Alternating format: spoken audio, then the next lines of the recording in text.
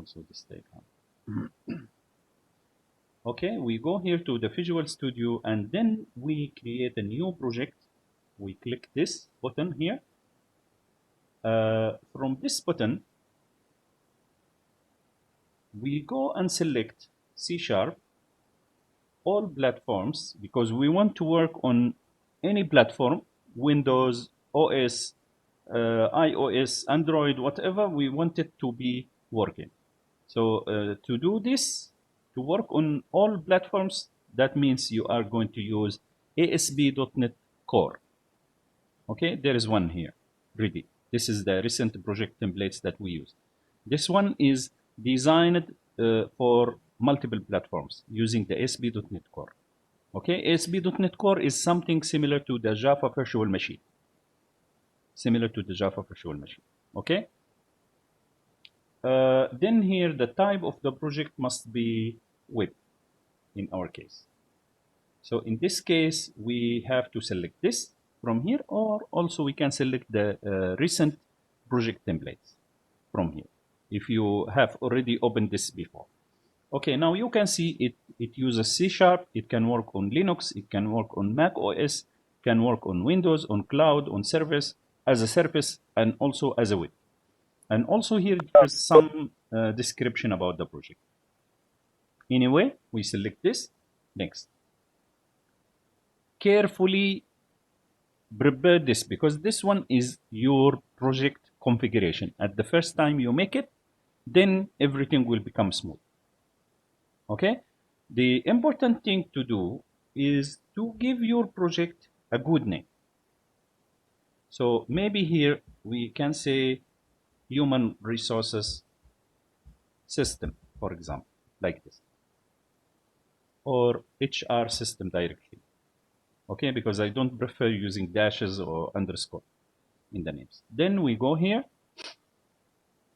we go to D drive, we will find my folder here for my Visual Studio projects. I don't know where is it.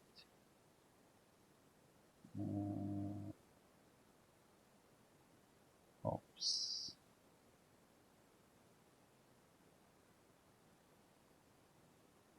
I always forget my folders. I think, is it here? Or maybe on C. Yes, on C. My ASP core applications here. I open here, I create a folder for HR system. Okay, and I select it, select folder. Okay, that's all. Here we have this option, place solution and project in the same directory. Why this one? Because when we deal with the Visual Studio, we will have something called solution. Then inside the solution, we could have one project or multiple projects. Okay. If let's say we in our solution we have only one project, then we can also take this. It will give us all things inside one folder. In my case now, because I'm going to show you only one project, I will make it only in one folder. Create. After this, here we have very important thing. The important thing that we have to do, we make sure that we select the proper framework. This, as I said, this one is similar to the virtual machine, Java virtual machine. So if you want to develop an application that works on multiple platforms, then you have to select .NET Core, which is open source and free. If you don't want to develop for other platforms like Linux or Mac OS or something like that, then you want to make a software for Windows only, then you select .NET Framework. This one is not open source, but free, still free. Okay. In our case, we have to select this. If you select the core, then you can see here we have two frameworks installed. You can see here in the in the .NET framework, we can install multiple versions, no problem. They can work together. But for the virtual machine, we can install only one virtual machine. So if let's say we have different applications with different virtual machine, versions, that will be a big issue for us. So every time we have to install, we uninstall, to change between the new and old versions. So here we have two installed for the .NET Core, which is 2.1 and 3.1. 3.1 is the latest stable version. Now there is Core 5. Core 5 is not still what they call it, release candidate, still not final. So that's why I don't want to install it. If let's say you want to install the framework for Microsoft Windows, then here is not installed. That's why you cannot see versions for that. So that's why I want to use the .NET Core with 3.1. Then here I want to use web application with model view controller. Also, you can create an empty application, empty project. Then if you are expert enough, then you can create it from scratch by your hand. Nothing will be automatically generated for you. If you want to create APIs, also web APIs, you can use this. This one is a web application. You can use Razer pages or whatever, or also you can create Angular. You can use React. If you want to use this, if you want to create single page applications or single page websites like Google Gmail, then you can use Angular. Okay. Also, React is very common one now. It becomes, I mean, predominant now. Angular and React in the market. There are many vacancies for this. If you want to search on them, you can see how much they are required in the market. Okay. For our case, we are going to create web application model view controller. Then here we can set the authentication for our application. So by default, it's no authentication. That means there is no login, no user management, nothing will be created. But if let's say we want to create application that has username and passwords, and the interfaces will be based on who is logged into the system. So maybe we will have later we will have permissions, or maybe levels of users. So maybe we will have normal user. We have, for example, salesperson, or maybe manager, or maybe administrator. Then we can put the levels or the permissions based on the user type. So here we can select individual user accounts. In this case, selecting this option to create a project that includes a local user account store. So that means here it will create a local database for you in your application to save the information of the user accounts. Okay. If let's say you want to use work or school account, then you have to rely on cloud organization, single organization, or multi organizations, and you have to provide the domain name and so on. Otherwise, if you want to use the Windows authentication, you can use this Windows authentication. So Windows users could log into your system easily. But the one that we prefer in every application is this individual user account. Okay, then later you can make it easy. You can allow using Facebook accounts, using Google accounts, using LinkedIn accounts, whatever you want to use, you can embed in your system to make it easy to register. Okay, we select here. Now you can see authentication is individual user accounts. Later, here advanced, we have this, we cannot change, and also we have enable Docker system. Docker system is another technology. Actually, I'm using Docker for my projects to install them easily on any type of platforms. You can easily install them on Azure, you can install on Linux, you can install on Mac OS, on whatever, easily using the Docker encapsulation system. Okay, I'm not going to select this for this project because if you select this, you have to decide Linux or Windows. Then after that, it will be prepared. But for now, I'm not going to explain this. The only thing that I want to use to enable the Razer Runtime compilation. Razer Runtime compilation is a very nice feature that allows you to modify your HTML file while your system is running. So you can run, display the interface, then you don't like the things, you want to modify something, don't need to stop the project. You don't need to stop your compilation. Keep it running, go modify your HTML, save it, go to the application, refresh the page, you will see the changes immediately. Very simple, very nice tool, very nice feature actually. So after this, we almost done. Everything is ready, create.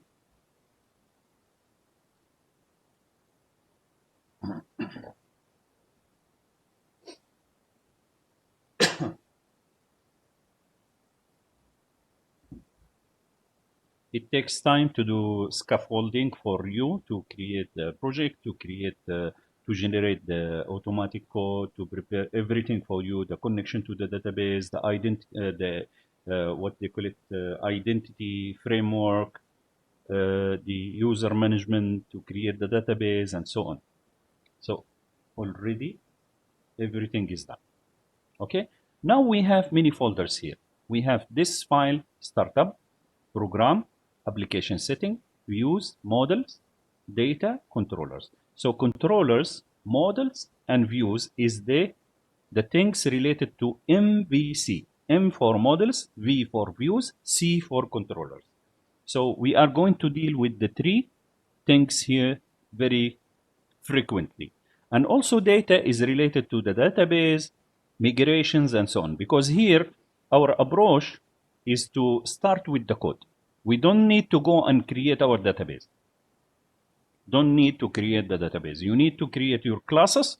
You define the relation between the classes, then that relations will be created or reflected into your database.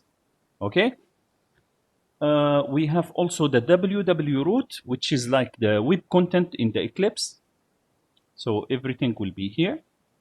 CSS, JavaScript, libraries, icons, files, maybe static files like you want to upload PDF or images or whatever. Everything should be saved here inside the www root, which is the root of your application.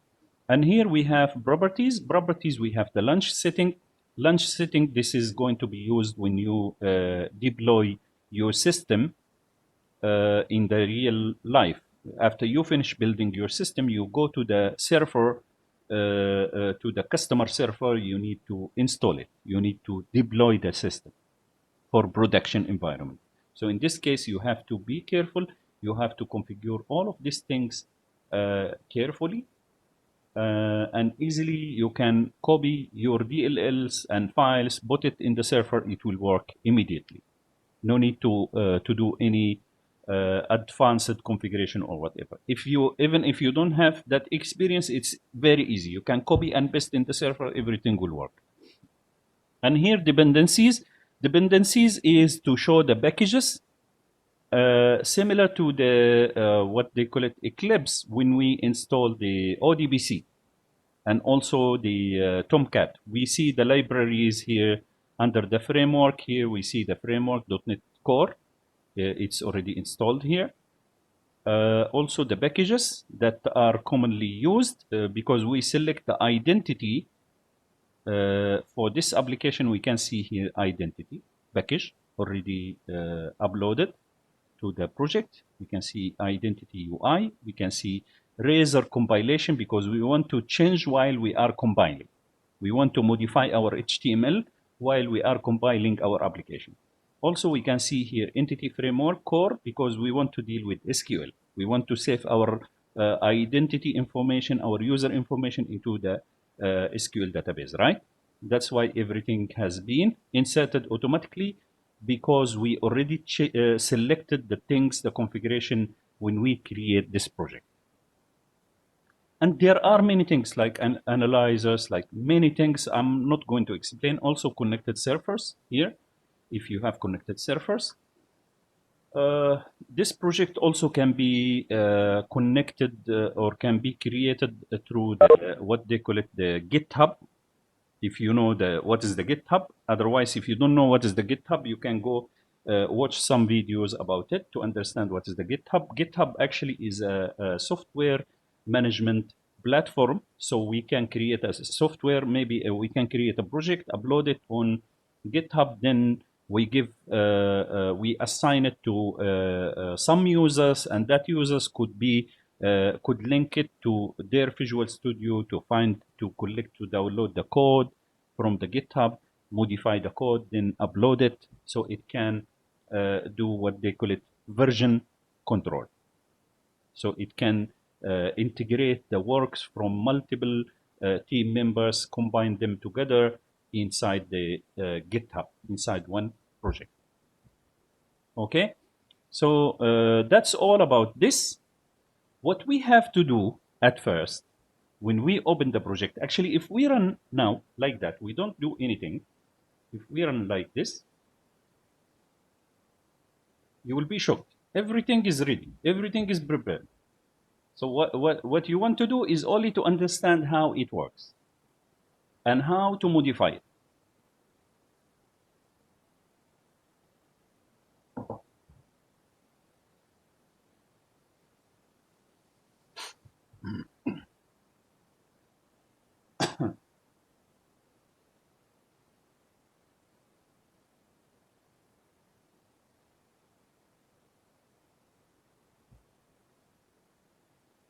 Okay. Okay, works. You can see here the login page. You can see the register page. You can see privacy, home, and this is your system name, and so on. And also here you can see the footer. You can go and modify all of that stuff easily. Okay. So now, if let's say this one actually is the interface, let us go, because of the that one runtime compilation feature that we created. If let's say we go here, home, then index here, you can see here, welcome to SSK3408. Then we save here. We go to the browser, still compiling. We are still compiling. You see, guys, we still compiling here. We go here, we click refresh. You will see the changes immediately. You see, no need to stop and recompile. Okay, this is very nice feature, which is very important to accelerate the process of your software development. Okay, let us stop the compilation. Okay, here, the first thing we have to do actually to deal with the database, because here, let us compile again. Here, if we want to log in or we want to register something, register a user, it will show us an error. It will show us an error. Why? Because we did not create our database yet. We did not create our database yet. As you can see here, databases, refresh. We still have the previous one only. We did not have the HR database. Okay, so if we run here, let us log in. Let us write whatever here. Okay, I click login. You would see the error. You see, because a database operation failed while processing the request. SQL exception cannot open database, blah, blah, blah, requested by, this is the name of the database. Who put this name for our database? It's automatically generated by the system scaffolding. Okay, so this database is not created. The solution apply existing migrations for application DB context may resolve this issue. So you can click from here.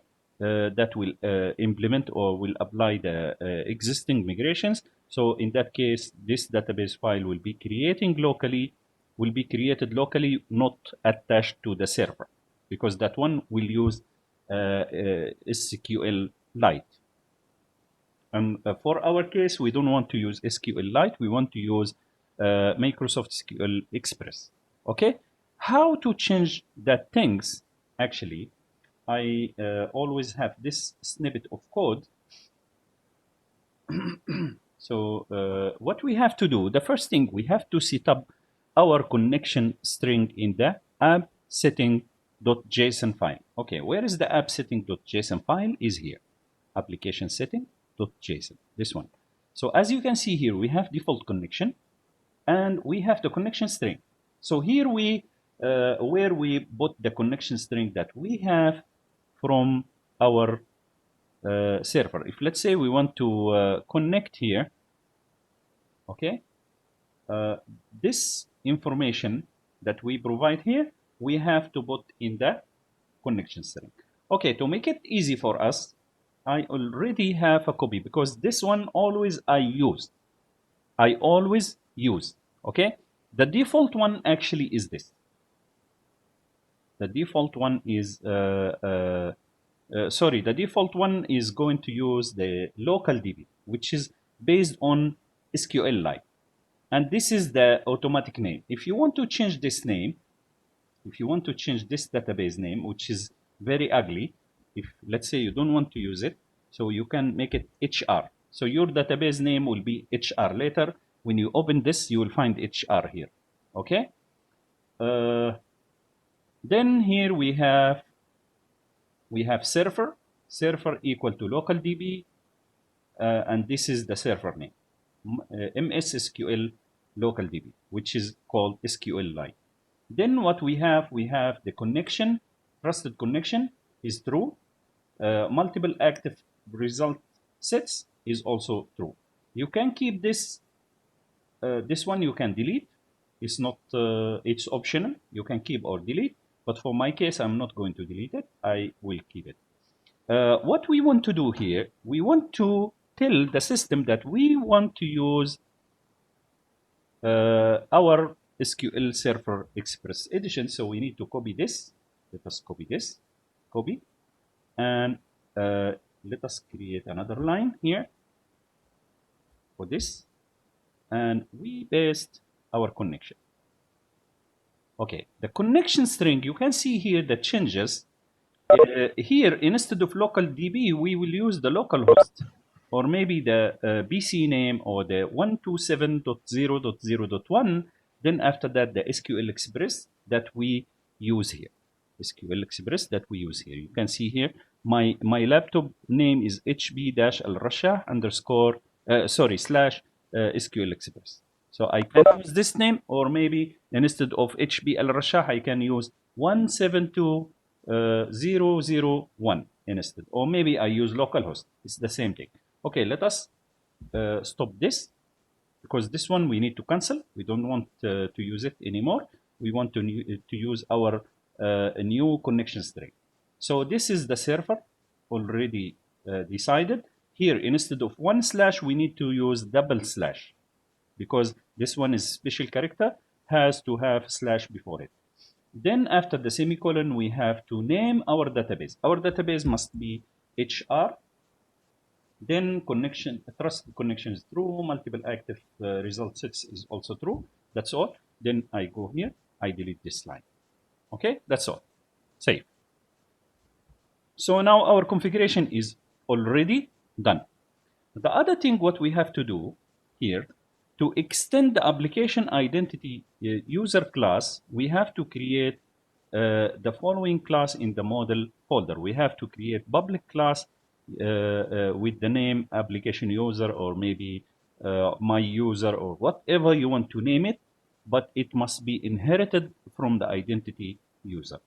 Add all needed properties. Then in the application DB context class, define your DB set to be saved into the database.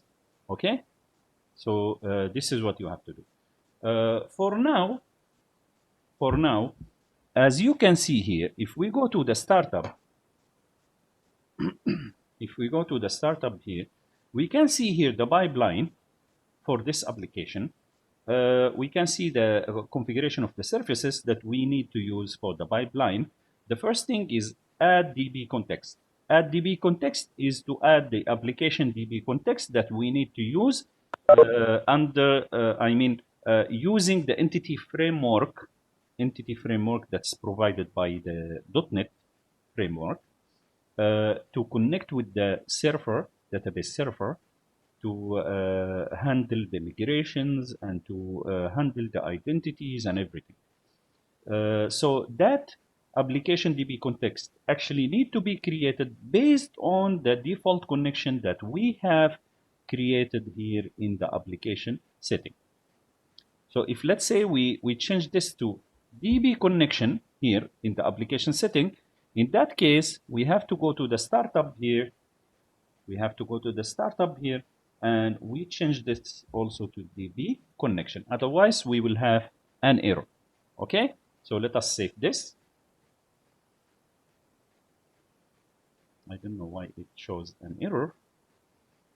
Okay, DB connection here. This one is DB connection. Anyway, okay, let us return it back to normal. Anyway, it works easily. If you want to change this, what do you need is only to save and compile. But I prefer to keep the default connection.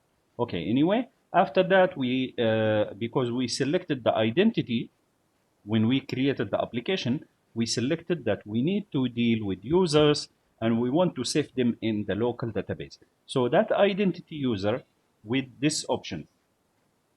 Okay, this is the options. The first option they use here is to allow sign in to sign in, actually to register a new user for this application.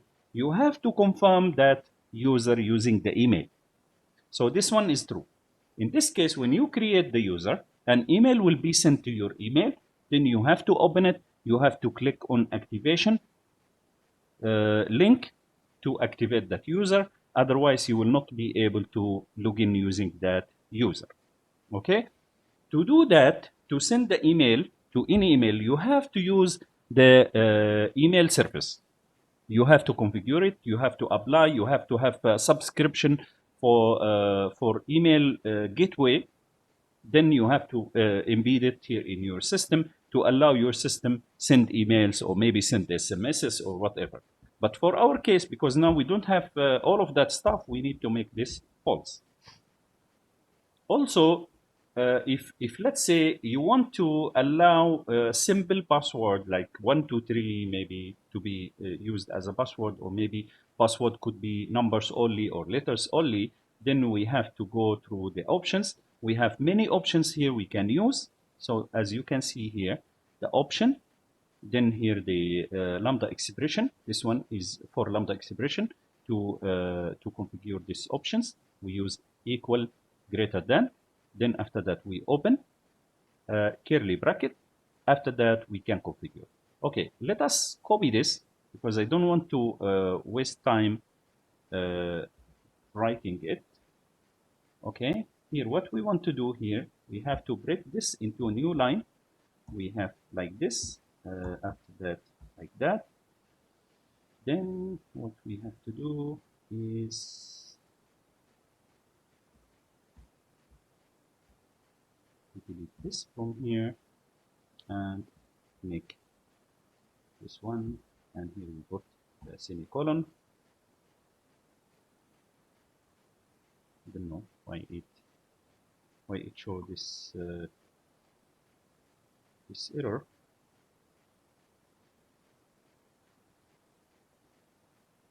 It's perfect exactly as we make. Okay, I don't care about it. I will put this here, Control V. This user.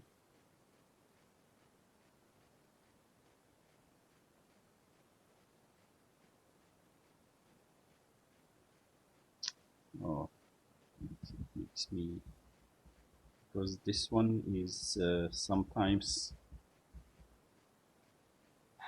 Okay, you see we put it here inside this. Okay, let us copy that. Let us copy the entire line.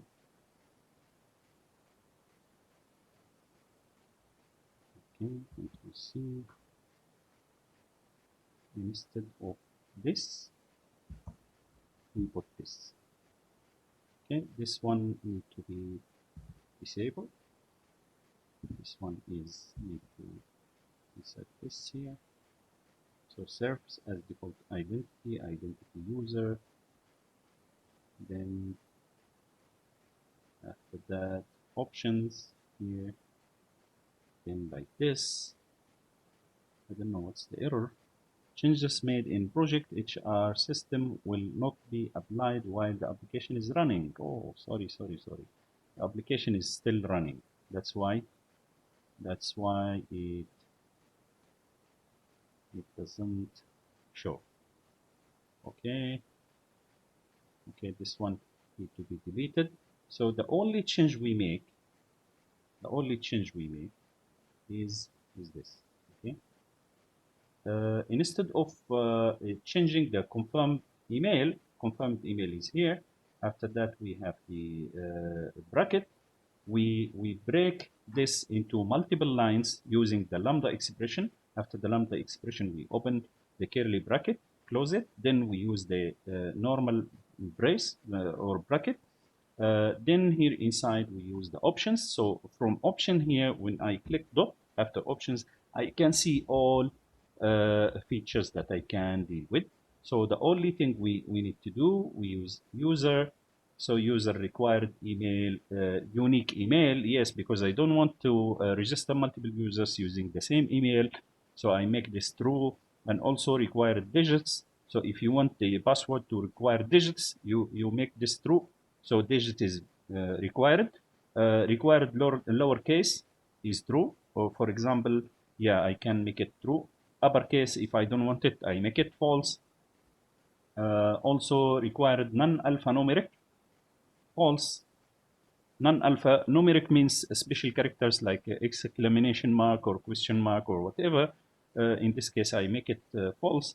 Here, required length, I make it 3. If let's say you wanted minimum 8, you can make it 8 or whatever. So 3 for the purpose of development, we want to make it easy for us. But before we deploy the system, we need to change the configuration here later. Okay, then after that, required confirmed email is true. For my case, I make it false. And also required confirmed account, I make it false. That's all. Then here we are, everything is done. So this one need to be deleted, this line. Now we configured the identity. The other thing we can do is to extend the application, the user application. So in order to extend the user application, we have to go to the models folder, and we have to create a class inherited from identity user. And we make that class as application user, for example. Okay, let us go here. Models. In the models, we don't have anything. We only have the error view model. So we will create here a new, add new item or class. So here the class name must be, for example, user, app user, for example, app user, or maybe application user, or whatever you want, or my user, for example, my user, or HR user, or whatever. It's up to you. The name is up to you. Okay. Then here, this one is class. We make add like that. So this is a new class. This new class, we want to inherit it from identity, application identity. Is it? From identity user, sorry. From identity user, yeah. Because this one have to be written carefully. Here we have an error. If we hover the mouse here, we can see this. We can open that one. It offers you the solution. So we need to use this library. Actually, we need to use this library. Like in Java, we need to do import. So we need to use this. You see, automatically it's inserted here, and the error already removed. So here we can insert actually new properties for the user. For example, if let's say we want to create data, date. Sorry, this one we use the snippet. We write prop, double tap, it will automatically create property for us. The type, we can use date time, for example, and we call it date of birth.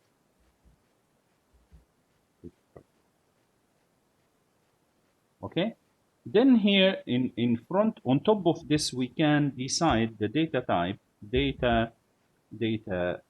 Let us write this, sorry, data type like that equal to date or whatever. Data type, why data type is not here? Because we also need to use the data annotations, because this attributes, they call it data annotations. Okay, so if let's say you want to use whatever here, you can see data type, as you can see here, you can decide what is the data type attribute for that field. So for example, we make it like this.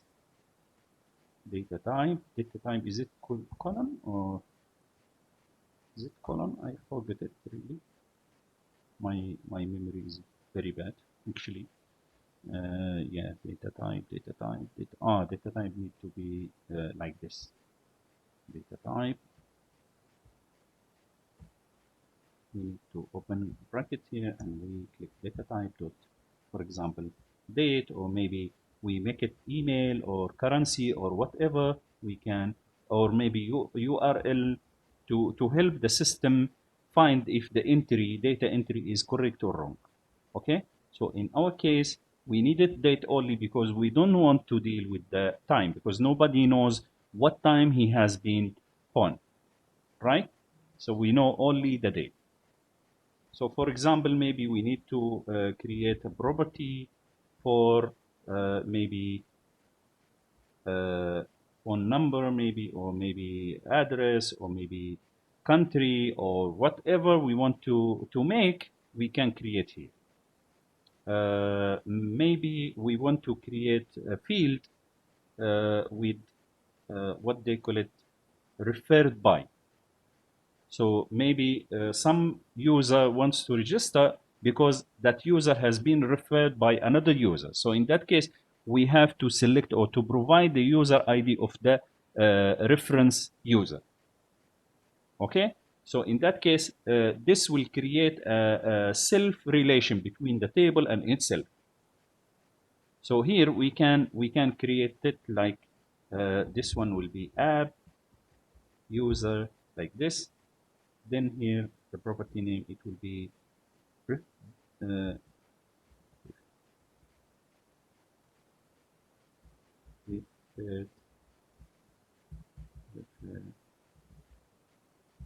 by, for example. Okay, so this one actually need to decide maybe the data type or whatever you want to make. So maybe this one is as you can see here, we have a lot of annotations. We can say this one is not mapped to avoid saving it in the database. Maybe we can provide the default value here. We can decide the data type. We can decide whether this one is foreign key or not, and we can decide where is the foreign key property. So for our case, we can use this because this one is foreign key. Actually, this one is a foreign key field. So we have to make it foreign key, and this one actually is the app user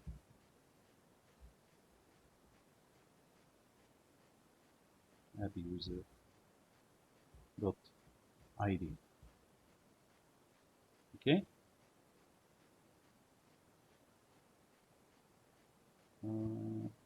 No. This one is sorry. This one is referred by. Foreign key is referred by. Okay. This one has an error. So what we do, we hover like that. We open this using component model data annotation dot schema, because this one is related to the schema. Okay. because we want to configure the database schema. That's why we have to add the annotation schema. Now it's already configured. So if we create the table, then we can see that everything will be created from the table, from the columns, data types, and everything will be created, and also the relations will be created. And also, as you can see here, for the data model, we can see we have some properties here. We can see the properties here. So maybe for application user, we can have some properties here. We can handle them or change them or whatever. I don't want you to use it for now. Anyway, so that's more than enough. We extended the application user, the default application identity user. We created as app user, and also we inserted extra fields. Maybe we need, for example, to insert also prop like this. Maybe we say gender. Sorry, gender is we let us make it integer for now. Then we click tab. We call it gender. But this gender maybe we want to encode. For example, if let's say we want to encode, let us create enum. So this is an enum.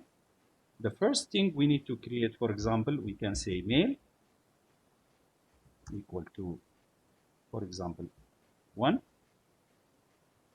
Then female, for example, equal to 2.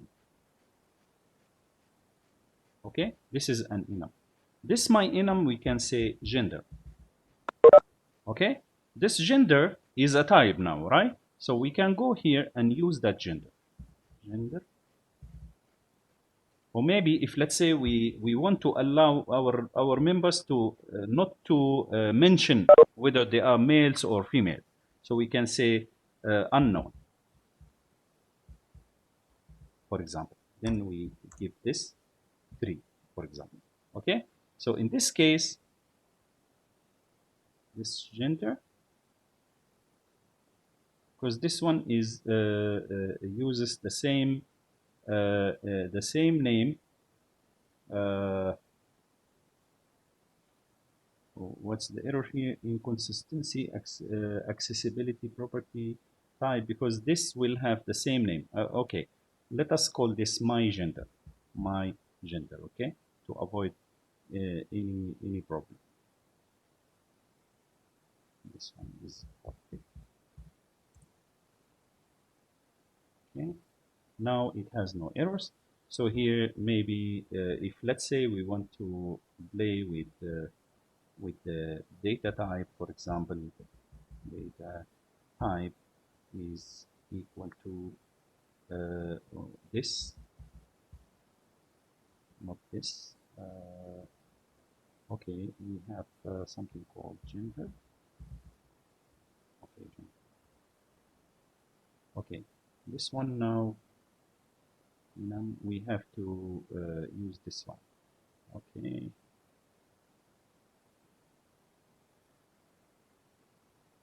Okay. Is a type which is not valid in the given context. Yes. We have to mention HR system.models.gender. Okay, HR system.models.gender.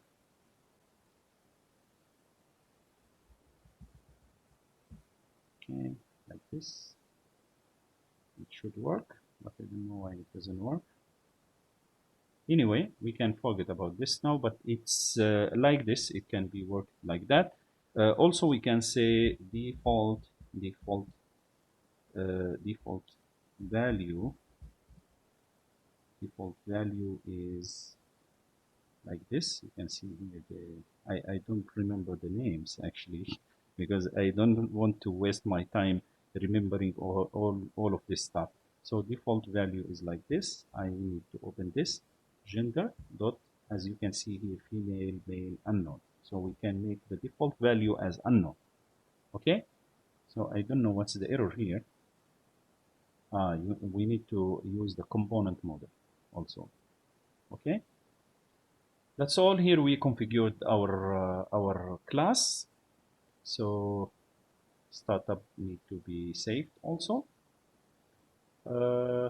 What else we need to do? Let us go through this, because this one I summarized the steps that we need to go through for people who don't have experience or don't know what to do or how to configure the new application.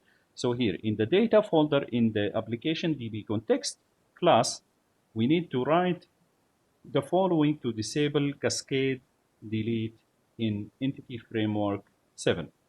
So what we have to do in the application DB context, as you can see here, application DB context in here, application DB context. So we have this. What we want to do to disable the cascade delete that I explained to you last time, because this one actually is for Entity Framework 7, but maybe it's solved. I need to read about it. Actually, I'm not sure, because last time it will show an error. Now we need to write this to avoid. Anyway, even if they disable it by default, that is not going to make any issue for you. It will again re-disable the thing. Even if it's disabled, it will not cause any error for you. This one actually is duplicated because we already have that name. We already have this class. Okay, so that's why I need to delete this. I only keep my new code. So this one actually is created from the beginning. The one that we inserted is only the protected override void on model creating. We use this code to disable the cascading delete in Entity Framework 7. So this one, select mini. I don't know what's the problem with that. We need to use system link here, system link. Okay, it's fixed. So we have no issue, safe. What else we have here? By the way, I will share with you this file, then you can easily follow the steps. In the application DB context class, define your DB set to be saved into the database. So anything we need to save in the database, we have to mention here in the DB, in the application DB context. So we have this function and the other function. Then below that, we can create this.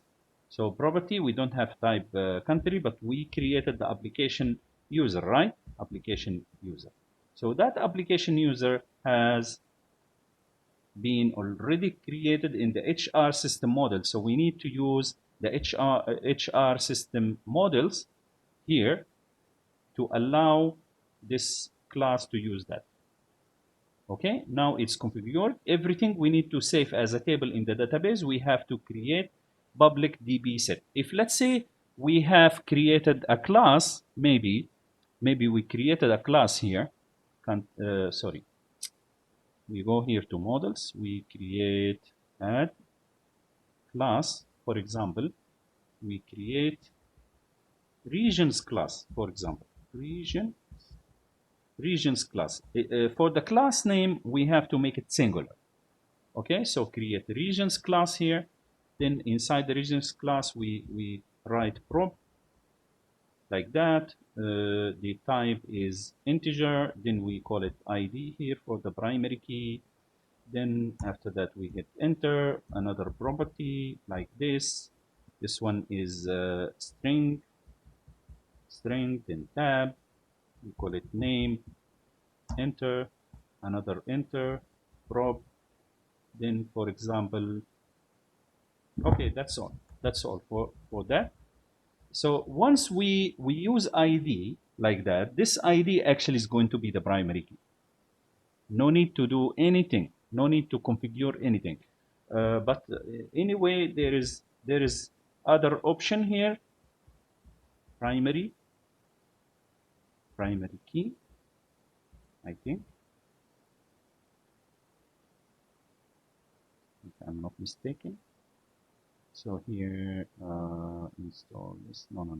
I think there is a notation for the primary key, to mention if, because by default the entity framework requires an ID field for every table with this name, like that, with this style.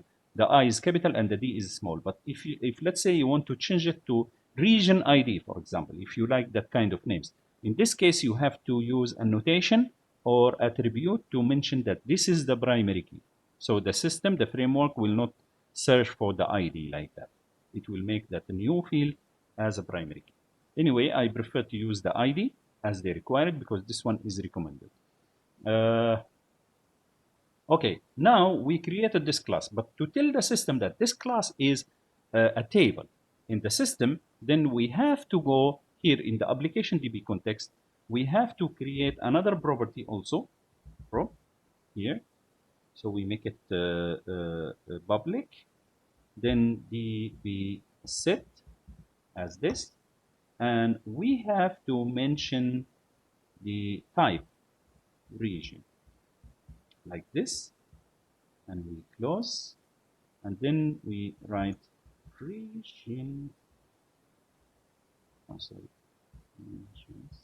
Here, the name here for the data set, for the table, we make it plural.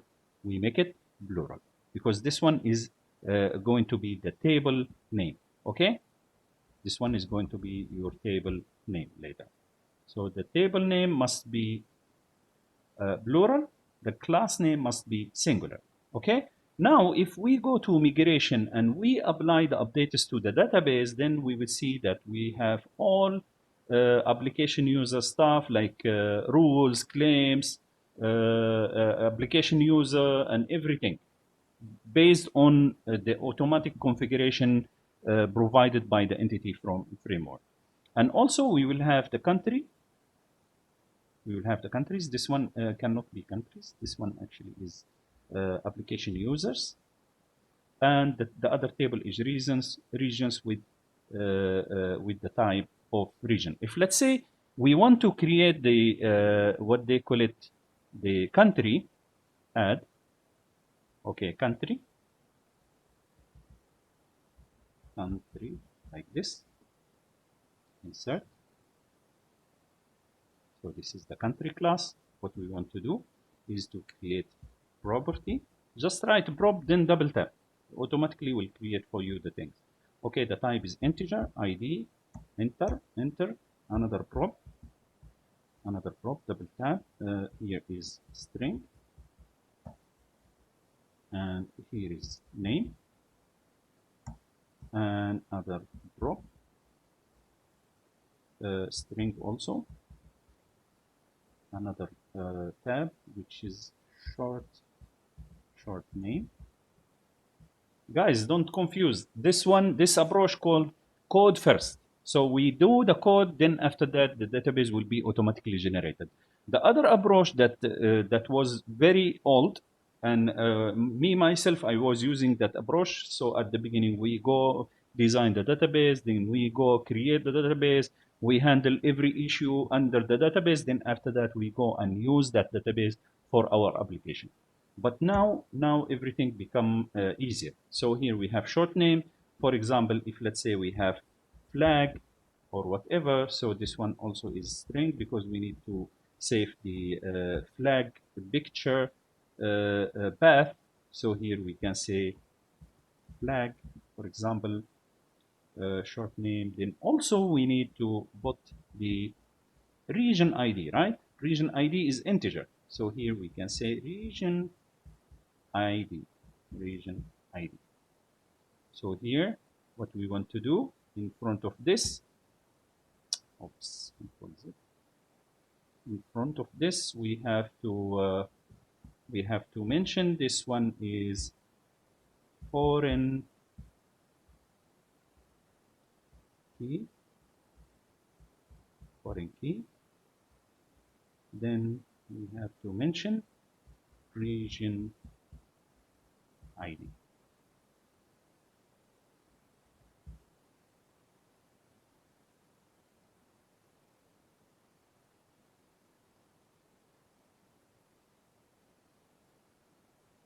Spelling goes wrong. Oh, this one have to be set in like that.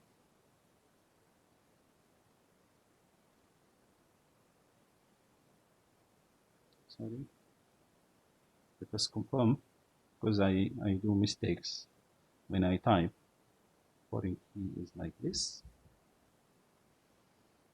I don't know what's wrong with it. Foreign key, the spelling is wrong here. Okay, this is the new spelling. Okay, foreign key. Okay, here we go there using this. Okay, it's supposed to be correct. And here below this, we can say public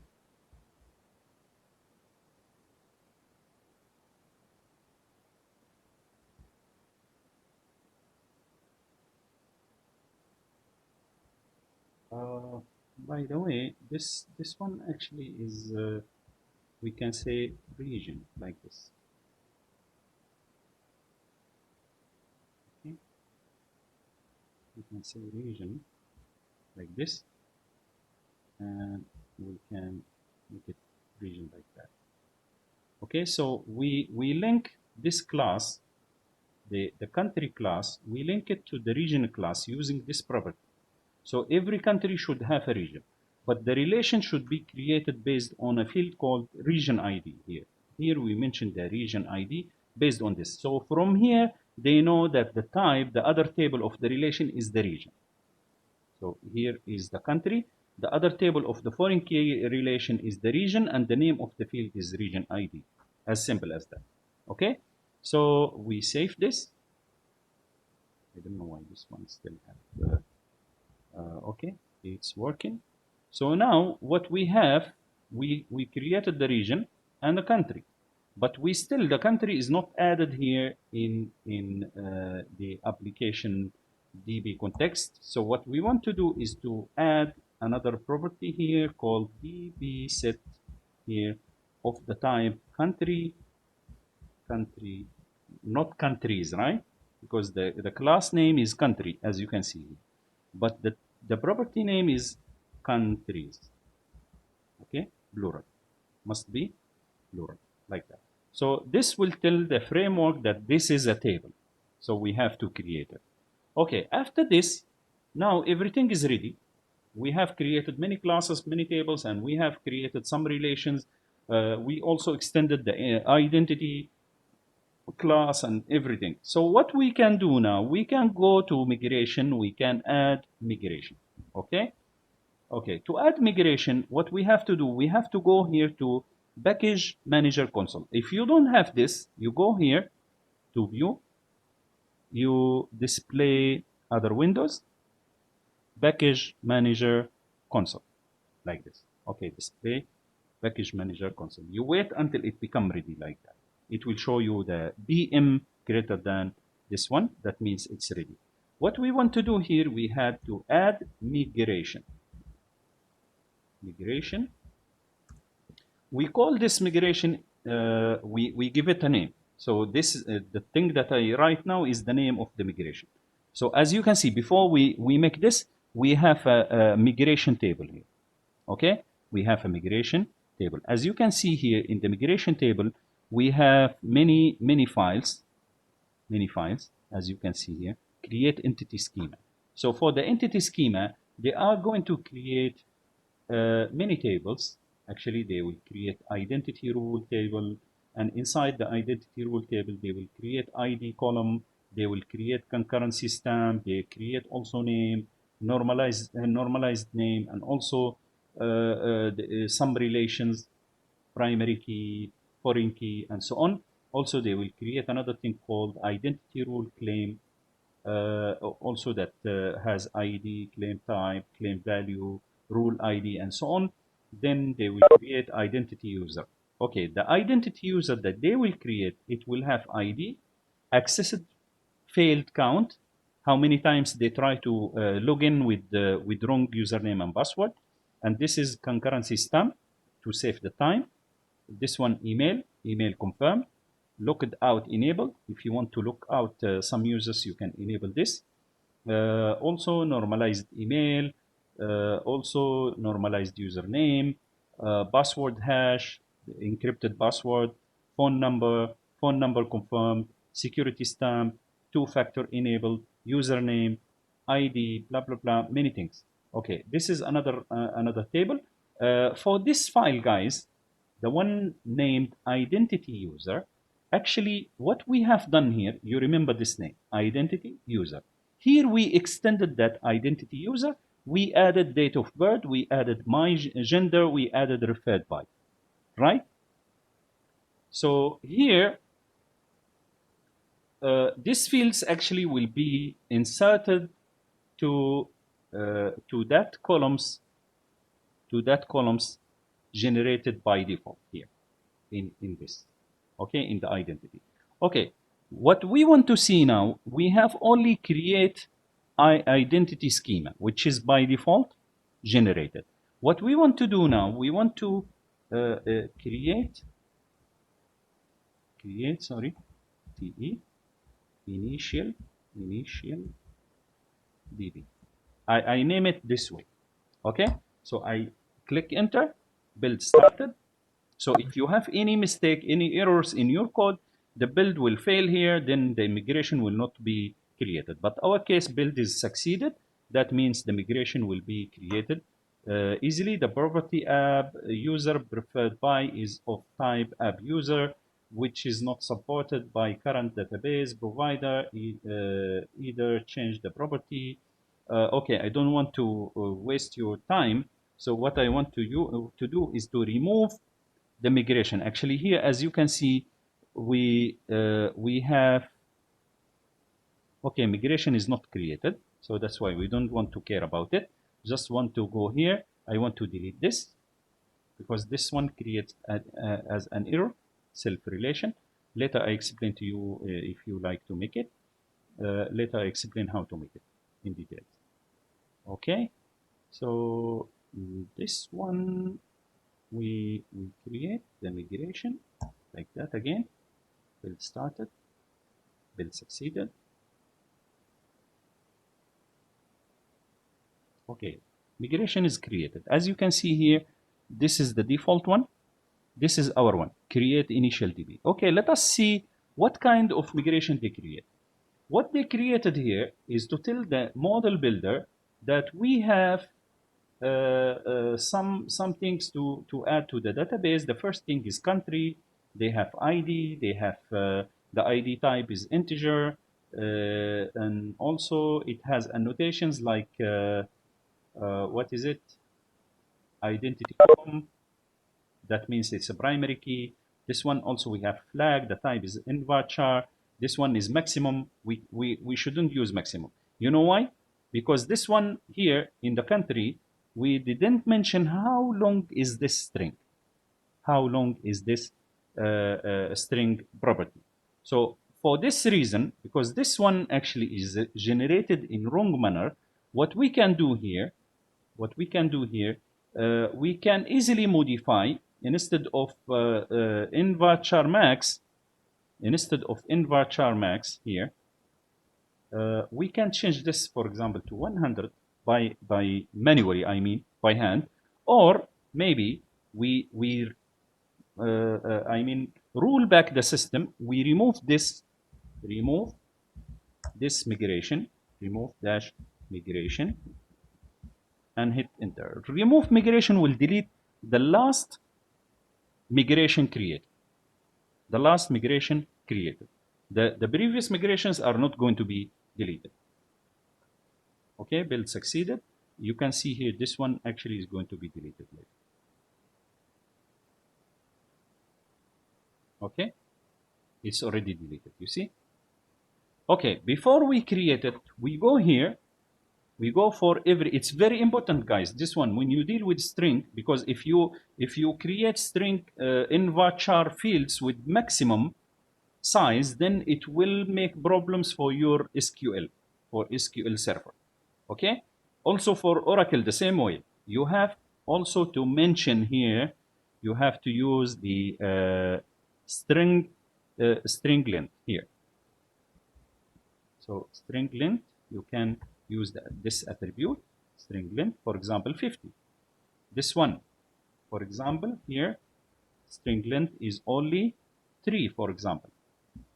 Okay, this one for the public string, because string will have a path for the picture, then the size may be 150, for example. Here we have an error, right? So let us see here. We need to use this data annotation here, data annotation. Okay, so this is working fine. This is all of our strings. Okay, let us go to this region. We have to change this also, the region name to be 50. We have to use the annotation, data annotation here, library. And also for the user here, we don't have any string, right? So we don't need to worry about it. Okay, save. Then go here.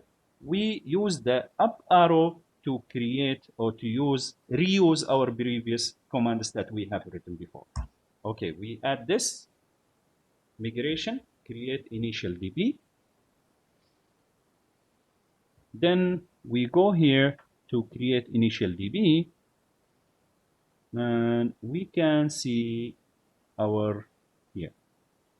Okay, we can see here ID flag is 150, size in varchar 150, the size is 50 here. Also that this size is 3 only.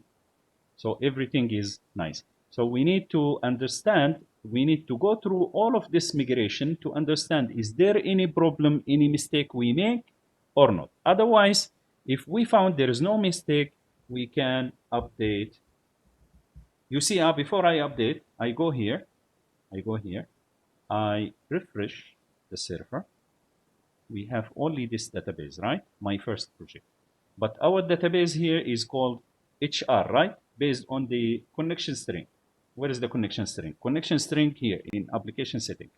Connection string database is called HR. Okay? So here I go and update database. Okay, start. Build started, build succeeded.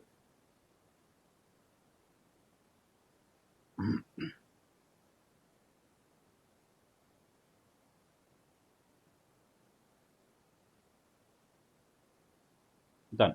Okay, let us go now. Here, database, refresh. Yes, here we are, our database. Okay, let us see the tables. We have this history, migration history for the migration. We shouldn't touch this. ASP.NET rule claim. This is for claims related to the users, to give permissions, to allow some operations for the user. Later, this one actually is very advanced topic. So you have to try to find some videos about it, how to deal with it, how the rules works, how the claims works, what's the difference between rules and claims. This is very common thing available or used in every website. You have to understand. And to understand this, you have to understand the main concepts of identities. Okay? It's actually out of the scope of this course. Then here we have ASP.NET User. ASP.NET User, as you can see here, has a lot of columns. As you can see here, it has username, email, password, security stamp, phone number, two-factor enabled, blah, blah, blah. And also it has my gender and also has date of birth that we extended, right? So it has been inserted to the same table. Okay, let us see the other tables. Here we have countries. Okay, countries has how many fields? It has ID, name, short name, flag, and also it has a region ID, right? Region ID actually is a foreign key integer, allow null, because we allowed null. If we don't want to allow null, then we have to change it. Okay, to show this one visually, you can go here and create a new database diagram, and you can insert region, country, user. Okay, like that. So here, this one user table actually is not related. We didn't connect it here. We have no relations between countries and users, and also between region and users. Okay, let us see here. Let us see here. Here, this one. Double click here. Oops. Okay, right click, we see property. Okay, properties here is here, tables and columns. Foreign key base table is countries. Then foreign key columns is region ID, this one. Primary key table is regions, this one. Primary key field is ID. So the relation is configured properly, right? We don't want to care about it. We just write our class as simple as we wrote it here. We wrote the class as simple as this, very simple. Okay, we just mentioned this to create the relation. Then everything will be created smoothly and properly. Okay, so now if we want to run here, before this, let it compile. I want to show you something here. If let's say we want to delete all of these tables from here, let us add tables from existing. If let's say this one is the, if you want to understand the tables that's related to the identity, you can go to diagrams and select all of these tables related to the identity framework. You insert them here inside the diagram to understand the structure of the identity framework. Okay, so here we are. You can minimize this. You can use zoom in like this with the control and scroll. Okay, you can see the relations between the things. So the main table is the app network ASP.NET users. Then we have claims here. So for every user, we have multiple claims. And also for every user, we can have multiple rules. And for every rule, we have here, sorry, the user rules actually is a middle table between users and rules. Here is the table, the main table for the ASP.NET rules. And also here, the rule claims. So you can, if you want to understand the identity framework, how it works, and what's the relation between the claim, rule, and user, and also the user token and user logins and so on, then you have to find the tutorial, find videos, and try to print this, or maybe to create the diagram to show the relations between the tables of the identity framework. Okay, so from here, for any framework, any new framework which relies on code first, we don't need to worry about the database. We only need to worry about our classes, our configuration of the application, then everything will be fine. Okay, guys, our time is almost finished, but I still need to create only controller and views for one model to show you how it works. Then after that, everybody could make his own, and you can prepare your application for the mini project for this course. Okay, so please guys try to stay with me, and after this I will upload this video to the Google, inshallah, sorry, to the YouTube, to allow you follow the things, create your application for mini project. Okay, I will save all of these things. I will close the this things from here. Let us see what happened here. Okay, let us try to log in now. If we try to log in and we write whatever here, we click login. Now we will not see the error that we have seen before. Why? Because now it will show us invalid login attempt because we don't have this user, right? We don't have this user. Okay, let us register as a new user, or maybe if we forget our password, for example, if I forget my password, I can give my email, then the email to change the password will be sent to my email. But before this, actually, we have to configure the email service, and we have to apply or subscribe for email gateway. Okay. Before this, okay, login. If let's say we want to register, so let me, as you can see here, I cannot see all information.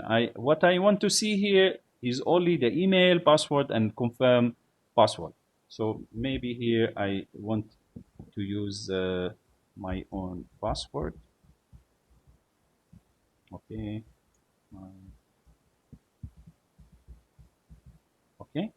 So here I register as a new user. If I want to save, I can save. Okay, now, hi, Muhammad, already saved. If I click here on this email, I can see my profile. So the profile shows you the username, phone number, email, password, blah, blah, blah. But it doesn't show you the extra information that we inserted. So if, let's say, we want to extend the existing views or existing user interfaces to handle the identity, what we have to do, we have to go here, areas, and this is identity. This is the pages for identity. You can see, you can create them here, you can extend them here, and whatever you want to do with the identity, it must be here in this, under this folder of the identity. Okay? But for our case now, I'm not going to explain how to do the identity because that one is very complicated for you. And we still need enough time to explain it. For that reason, I'm going to show you how to create controllers for the models that we created here, including the app user. If you want to create controller for the app user, you can create. Right click, here, right click, add new item for controller. Here it's disabled. Why? Because the system is still compiling, so we cannot do anything. What we want to do here is to create some interfaces for the region and the country, because now we don't have any, if we open the views here, we don't have anything related to the region, anything related to the countries. Also under controllers, we have only home controller. We don't have region controller. We don't have country controller. Okay. What we want to do here, we close this, stop compilation, then we go here to controller, right click, add controller, then we see MVC controller empty, no, not this one. This one, read and write action, we don't want this. We want the MVC controller with views, because we want also to automatically generate the views for ourselves. Okay, so we select this, then after that we click add. They will ask us about the model class. So model class means the class that we created. So for first we create a region. Then here we should mention what is the application DB context that we have dealt with in the startup here. In the startup, last time I explained to you how it works. Then after that, we need to generate views here. If we unselect this, then the views are not going to be created for you. So the graphical user interface have to be created later. Also here, reference script libraries. This one will ease you, actually will ease your life. Keep this tree selected, then go here to select the shared view. Where is it? Shared here, shared layout, select this. Okay, so under views, under shared folder, you will find underscore layout.cshtml.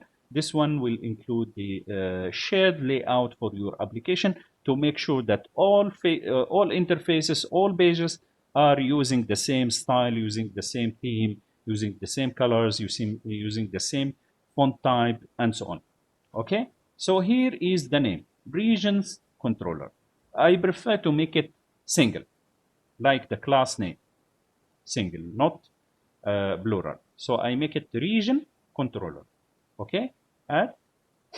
This will take a little bit time for scaffolding to create the views for you, to create the controller, and to configure everything.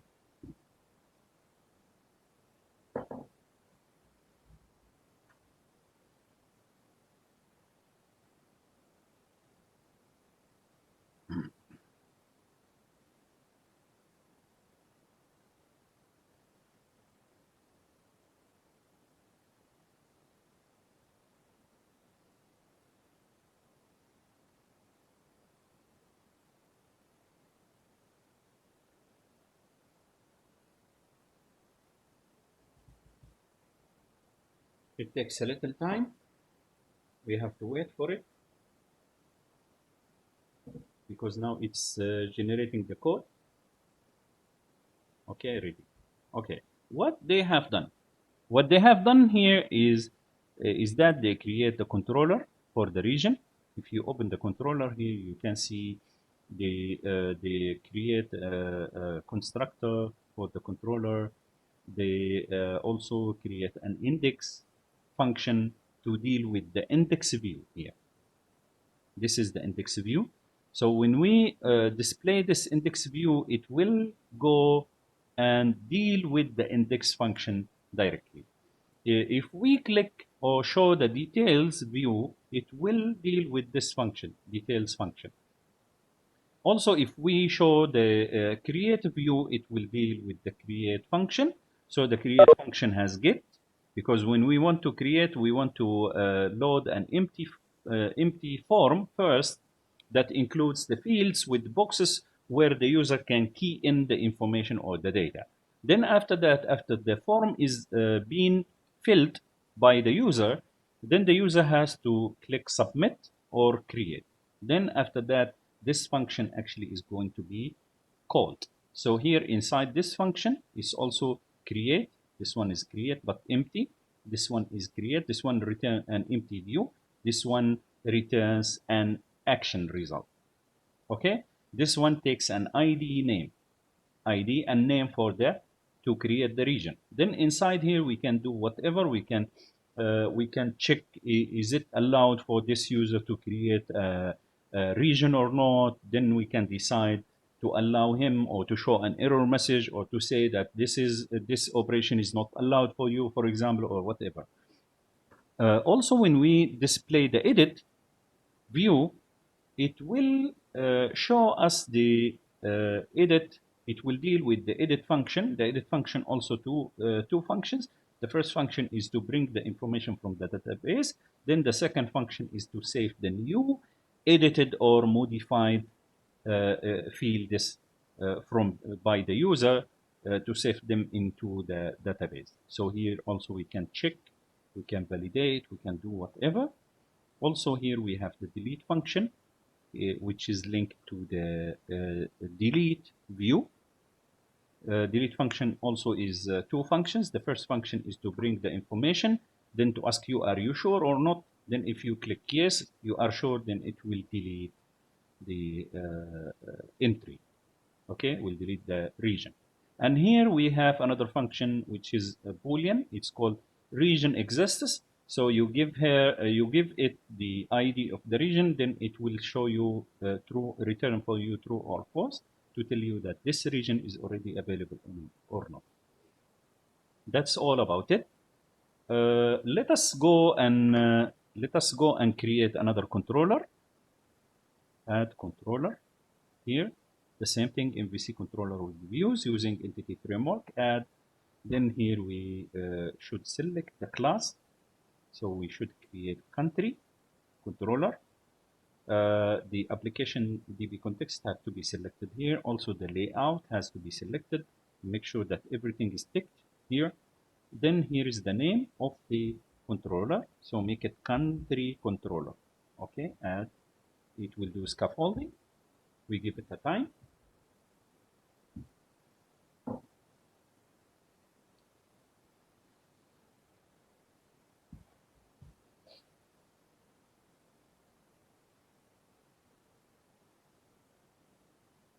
So guys, every one of you have to make sure that you prepare the Visual Studio, you install everything properly, then you try to make a simple application to implement all of these thoughts that I explained to you.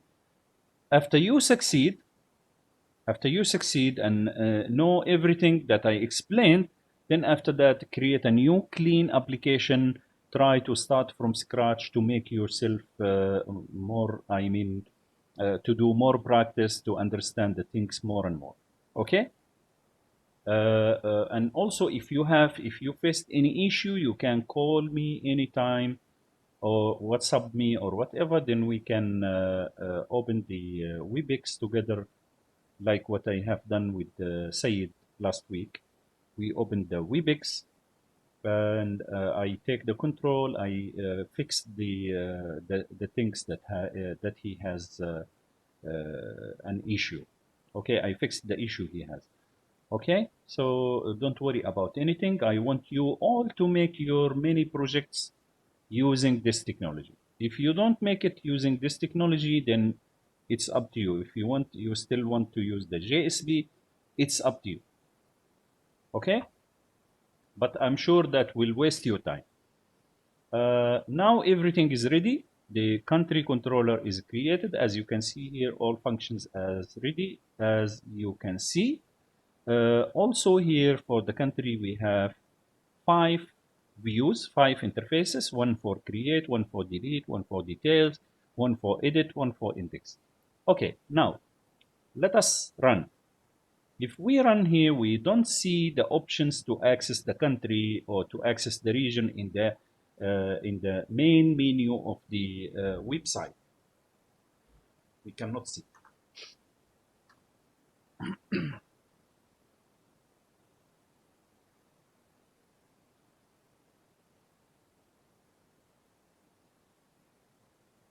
Okay, how to access the country or the region? Actually, in this case, we have to access like this region. Region, the name of the controller, slash index, like this. Or if I did not write index, the default path is index, actually. Okay, it should take me to the index. This one. Okay, this one actually is the region index. If I want to create, it will take me to region create. Then I have to provide the name. For example, Asia. Create. Take me back to the list. Let me create another region. Okay, this one, Africa, for example. Create another one, Europe. Oops, this one is P, Europe. Okay, let us say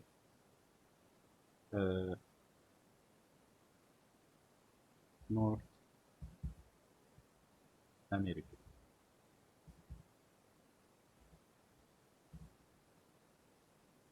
North America, like this. Okay, North America, maybe South America, like this. Here we are. Everything is ready. Okay, let us create another one, like this, anything. Okay, let us delete it. Delete or back to the list. Are you sure here? This is for confirmation. If you are not sure, you can back to the list. If you are sure, you click delete, it will be deleted. If you want to see the details here, you can click this. Actually, this details view I don't like to keep. I always delete because this one I feel like it's nothing to keep. Okay, for editing, if let's say this one, if let's say you want to remove the space from here, you can save like this. The space is already removed. Okay, if you want to return back the space, save, space is returned back. Okay. If you want to modify these views, you can go to the HTML files and modify them easily. So for example only, if we want to change the index of region, here we can go here to the region views, we go to the index, we open it, instead of showing the create a new, this one is index. So here we can see list, we can write list of regions, for example. We delete this index, we save, we go here, we refresh.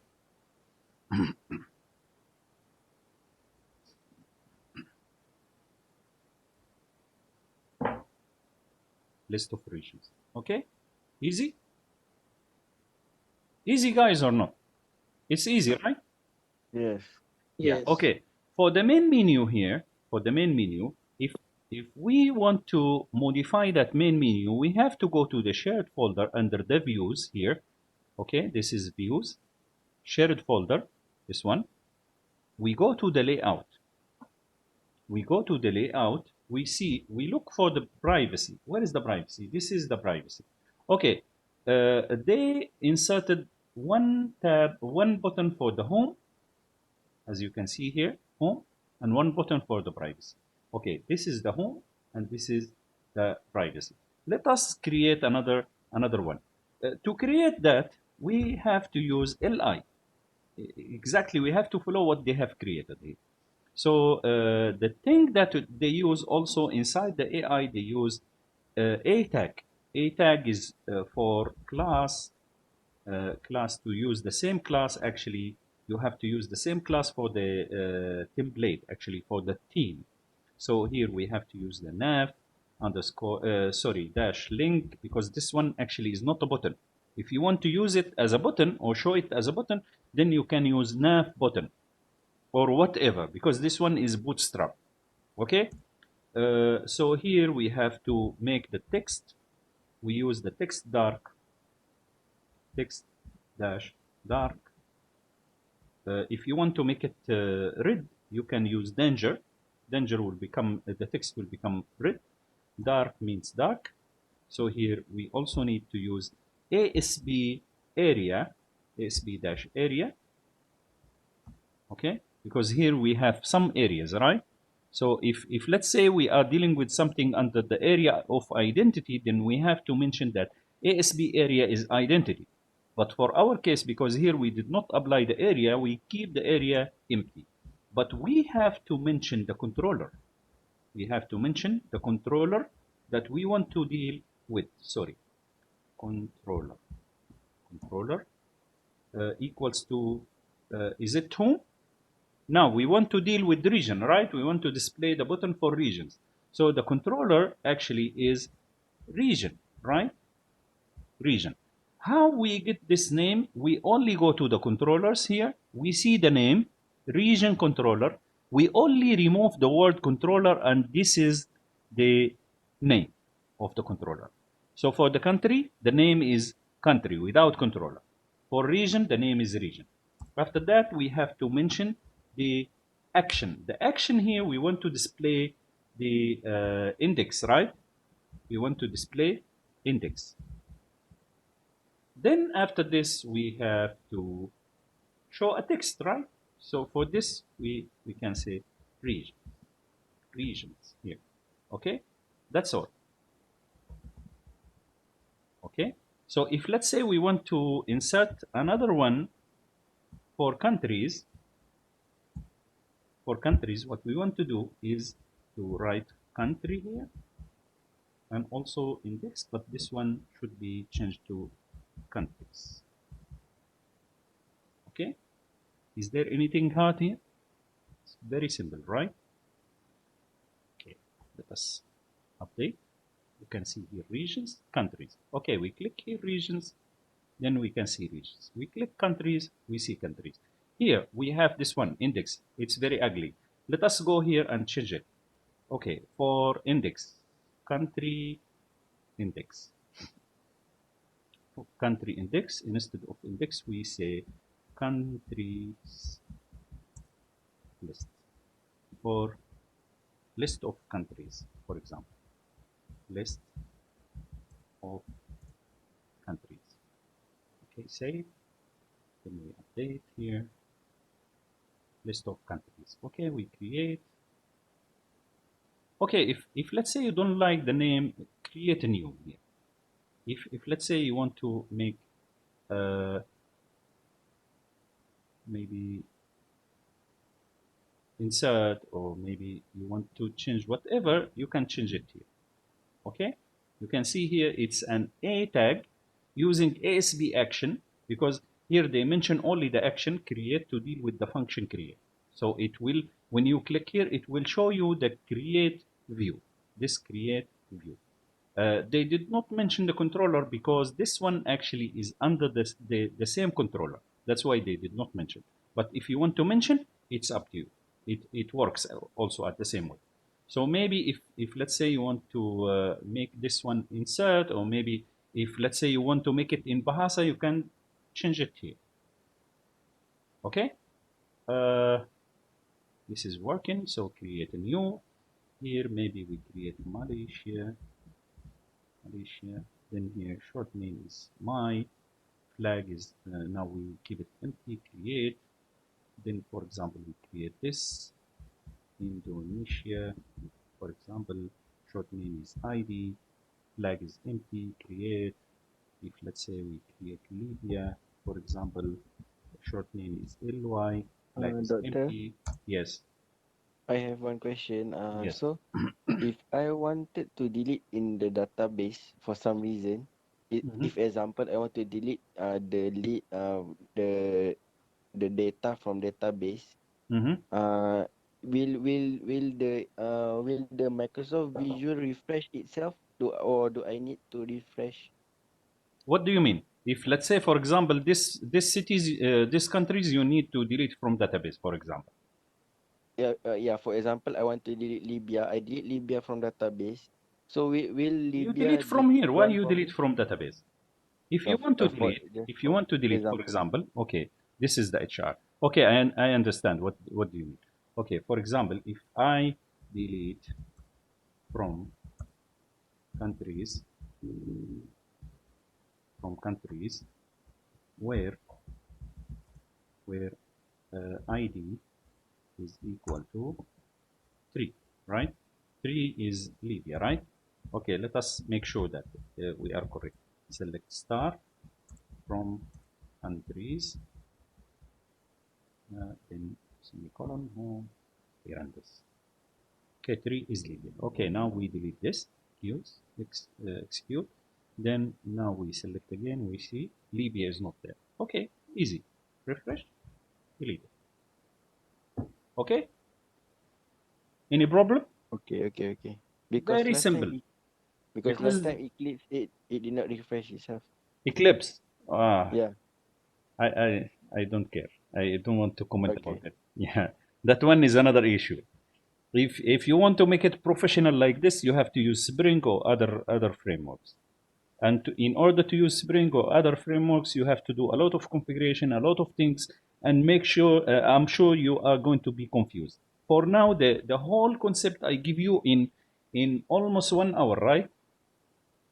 Or maybe 1.5 hour. And now every one of you is ready to really create a production, create a product, right? It's very easy and simple to configure, simple to handle, and so on. Okay, later, if let's say after we finish this, if let's say we still need to create some other models, right? So for example, we create city, insert here class, we call it city, because this one is very important for you to understand. City class. Okay, add city class actually is should have prop like this. This one because the system is still running.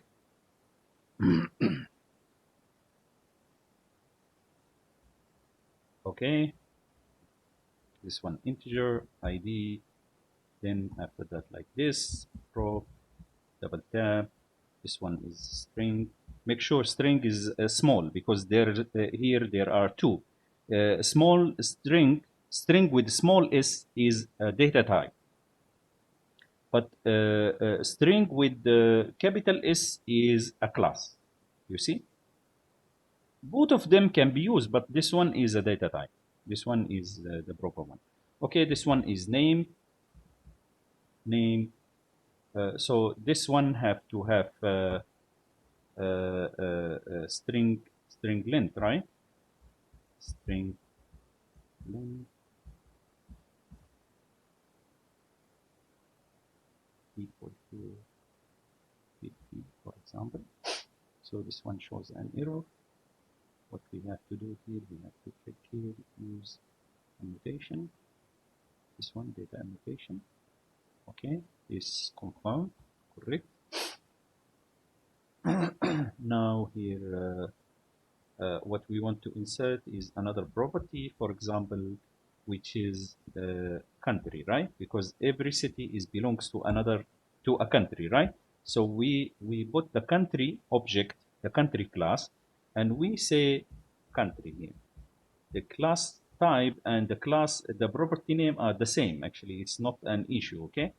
So here, what we want to make sure, because this one is a foreign key, here we have to write for foreign key is like this, foreign key, yes, foreign key is like that.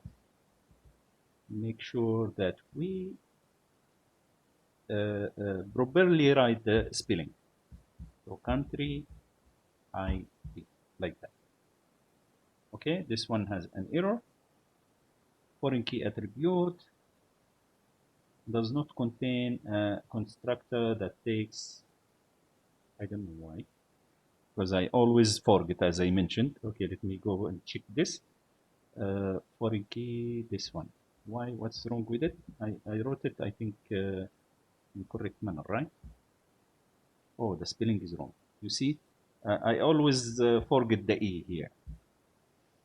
Foreign key is this. Okay. So foreign key actually is in different what they call it, namespace. So we already have the data annotation, but this one is inside data annotation under the schema. So we have to use that one. Okay. So now it works. If we want to insert this into the database, what we have to do is to go to data, go to application DB context, and create another property called DB set with city type. We call it city. Okay, done. So here we have cities. Sorry. So after we announce this inside the application DB context, it will be automatically generated or considered by the migration. Okay. Now we go to bucket manager console. Then we create add migration like this, or use the up arrow if you are still in the same session. Create cities table. Okay, it's better to use descriptive names. So here you click insert enter, then you see build started. For every model, my advice, for every model you create, you go create the class, do the create a migration for that class, for that model, to make it easy for you to follow up. Okay, now what we need to do, we need to update. Before we update our database, we go here and we refresh our tables. We can see inside our database what we have here: 1, 2, 3, 4, 5, 6, 7, 8, 9, 10. 8 are belongs to the system, 2 are belongs to us. Okay, so total we have 8 tables. Now we want to insert the new one, so we do update database, enter, build started. Before this, you have to go through the create cities. Create cities here to understand or to check or to make sure that everything is created properly before you create the table. Okay, so as you can see here, the maximum length is 50, nullable is true. So this one is wrong. We shouldn't allow null. We should make it required. We should make it required field. So in this case, as you can see here, the table is created. Table is created. Okay, table is created. City is here. Columns are here. You see, column name is nullable. You see, allow null. This one is error, wrong. Okay, if I want to undo, we can remove like this, remove migration like this, or maybe I go and modify the table, the city name, I modify it in the class, I make it required, then I create another migration, and that migration will update the database. It's easy. It's up to you which one you want, which one you prefer. If you remove this migration, as you can see here, the migration actually create cities table has already been applied. So now you cannot refert it and try again. If the migration has been applied to other databases, consider referring its changes using a new migration. So in this case, if let's say you decide to delete that migration actually is registered here. So if you want to see, you can select star from underscore this one. Okay, you will see the information. You can see here. This one is create city table. If you want to delete that, it's up to you. You can delete it from here. You can delete it from here. So maybe we can copy this name. Okay, we can copy this name and delete it from the table. Then after that, we go and delete the table manually. Then go and remove the migration from here by using remove migration, or by right click here and delete. It's up to you. Or I keep all of this stuff as it is. Then I go to the city. I go to the city name here. I make it like this. Required field. Okay. So this one required, actually now the city name has two attributes, string length 50 and also required. We can write them this way, and also we can write them inside the same braces like this, comma, like that. Required. It's up to you. Okay. So now this name will become required, and this one is also size is 50. So this one actually is needed to be done for all classes that we have created, because we forgot to make the names required, right?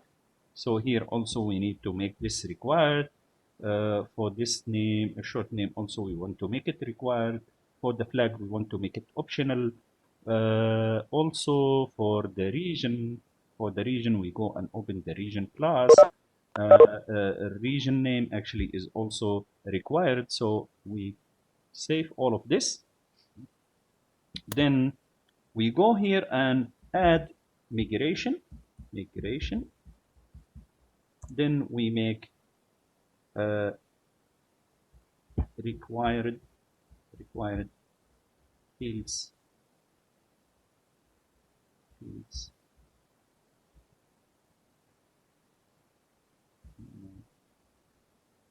fixed for, we can make two fixed required fields. Don't use spaces, huh? Here. Okay, to fix required fields. Okay, we create this migration. Build succeeded.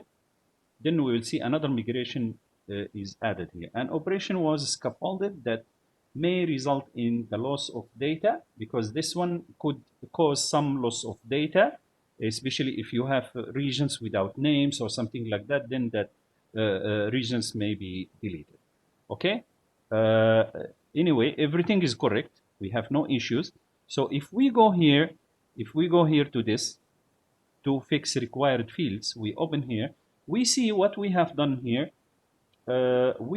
This is alter column, name, under table, region, maximum length is 50, nullable is false. This is modified. Also alter column, short name, countries, all of them has been changed. Okay, that's all about it. What we want to do is to update database.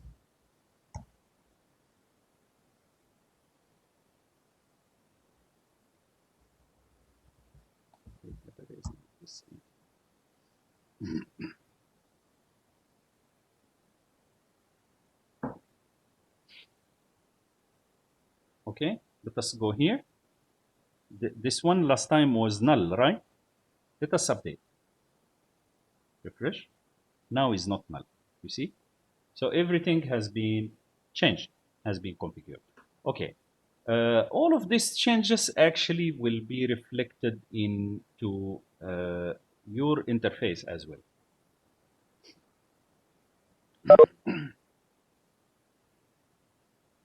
Okay, let's say we come here.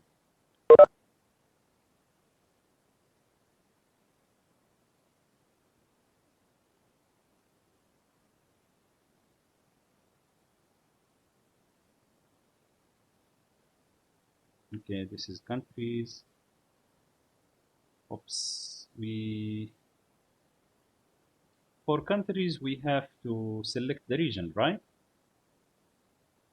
That region should be displayed when we create a new. We should display the region ID here, box as a box, right? As a combo box. Last time I explained to you how to make it, but now I don't know why it doesn't display. Anyway, I will see what mistakes we have done. Okay. Now, if let's say we want to create a country without names like this, so I want to make two letters like SS, for example, and this one AA, create. You see, this the field is required. Why? Because we already changed it to required, so we cannot insert it. So here we have to provide Singapore. For example, if let's say we make this empty, insert. Short name also is required. So here we have SG. Then here for the flag, because the flag is not required, we can insert. Okay. Also for the country, this one actually have to be required, right? Because the region ID is important. Region ID is important. Okay. Um, Here we forget what we forget actually is the column here that its name is region ID. We forget to create it. So here we have to create public here like this, public integer like that. Then we make it. Why I created this way? Prop. So integer. Then after that, region ID. Okay. So this one actually is configured here. We have to close this to allow editing.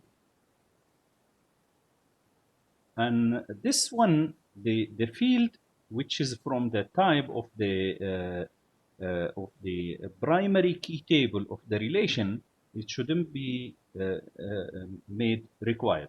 Only this field must be required. That's why it doesn't display. Okay, so we create this. What we have also to modify is to go here to the city, because this one city also need to create a country ID for it and make it required. Okay, then here we save everything and we go here to the package manager. We have to add migration to fix foreign key fields. Okay, then click enter.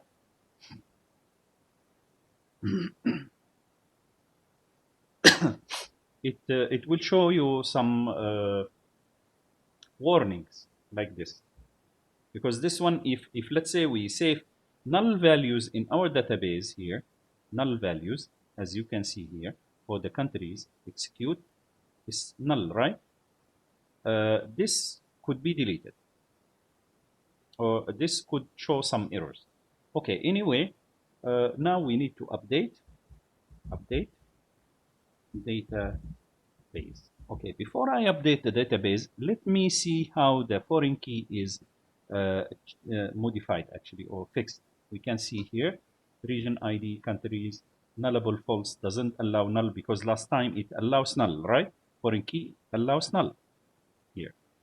That's why later it will be when this migration enables that allow null is false, database actually already have some records that has null value. Okay, so that's why it could show an error, or maybe it will delete the records that's affected, the records that has or that causes the error. Okay, let us see now. Here it shows this region ID table blah blah blah does not allow null. Okay, let us see here. Let us run this code. Okay, still here. Okay, to fix this issue, we have two solutions. Either to delete all of this data or all of these records that has null, or maybe to modify them. So for example, if let's say, let us select star from regions like this, execute. So we have Asia is 1, Africa is 2. Okay, we have only Asia and Africa, right? For the countries, we have these three are from Asia. Okay, so all of this have to take region ID. So what we want to do, we need to update table. Sorry, update countries set region ID equal to 1 semicolon. Okay, home.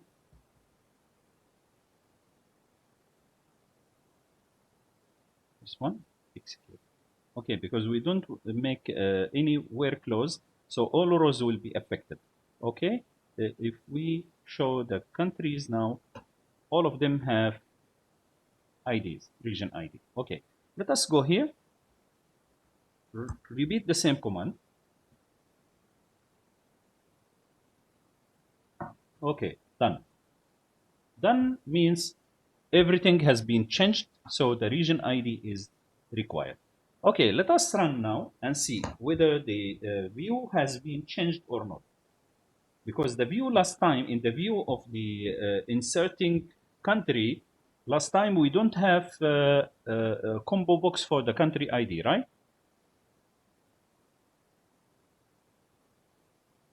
Let us see now. After we change that, we go to countries, we still doesn't see the region ID here. Okay, this is have to be manually modified. Okay, and also when we create a new, we cannot see the region ID here. So we have two solutions here. We have two solutions. The first solution is the most preferable actually for me, especially if we did not modify anything in our views actually. Okay, that's why I have to go there, delete the countries controller, delete the views controller, views for the controller country here. Okay, and go to the controller, right click, add controller. We select MVC with views, add here. I select country, then I select all of this stuff and insert.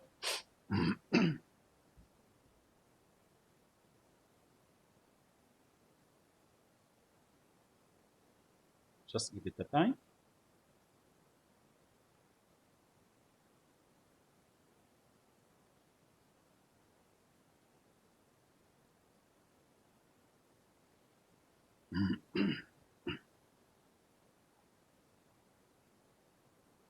Okay, done. After we done this, we run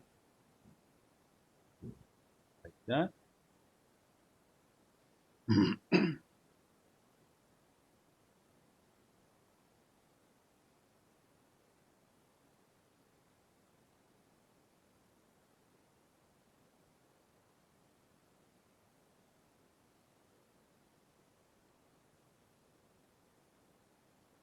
Okay, we click countries.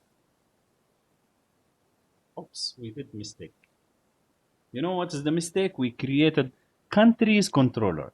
So okay, this one's supposed to be singular as the last time, but anyway, because now we don't have enough time to make it, to delete and make it again, the only thing that we have to do is to change it here, countries. Okay, save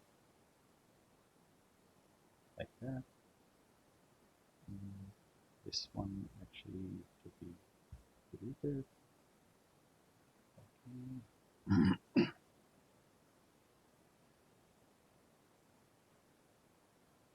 Okay, countries.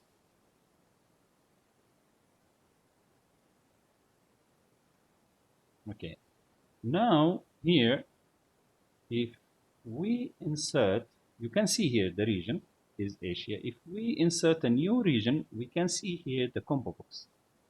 As simple as that. So we can create Libya, for example. Short name is LY, flag is empty, region is Africa, then create. Okay, done. Any problem with this? No problems, right? No, no. Yeah. Uh, that's all, guys, about it. If you still need to see how to, if you still need to see how to create the controller for the city and the views for the city, then in this case, you have to wait with me. Otherwise, if you don't have enough time or you want to leave, you can leave the room and I will continue to finish the city. Then after that, I will share with you the video on the YouTube. Okay, so it's up to you to stay or to leave. Okay, now I'm going to insert, because now we inserted the countries, this one, the countries controller, and also the this one, countries, as you can see, countries views, but with wrong name, right? So for that reason, I'm going to correct this. I have to change this to country controller. Then I have to change also this country controller. And I have to go and check whether there is any error or not. And also I have to change this folder with the exact controller name. Also I make it country, enter, like this. Then I compile. Okay, rebuild the solution. If there is any errors, I have to go and fix them. Otherwise, everything should be okay.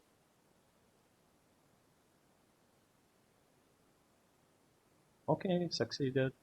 Then what we want to do, we have to go to the what they call it, to the layout here, and also we need to return this to country. Okay, now we want to go and create the city controller. Okay, add controller, MVC controller, like that. We select the city is here. Then we have to select the application DB context, and also we have to change the city controller name, city, like this, controller. Okay, and it will scaffold the views and the controller and everything for us.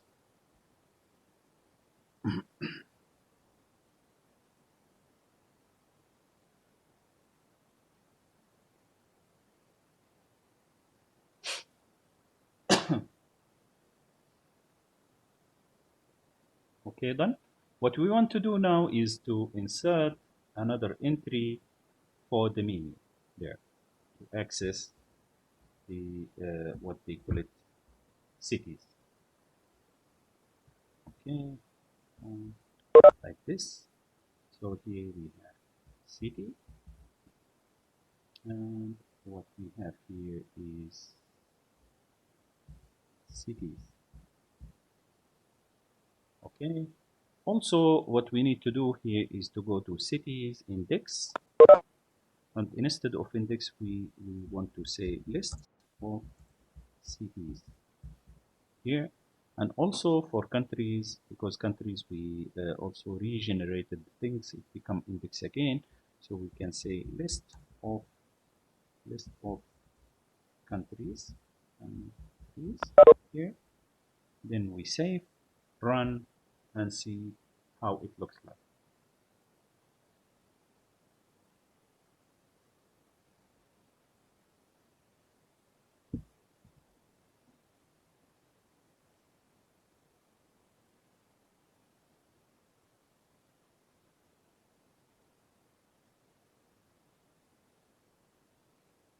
Okay, this is country, sorry, cities. Okay, list of cities, create a new. So maybe I want to create Tripoli, for example, Tripoli, like this. And this one is from Libya. Yeah, also create a new here, maybe Quada. Sorry, or which is from Malaysia.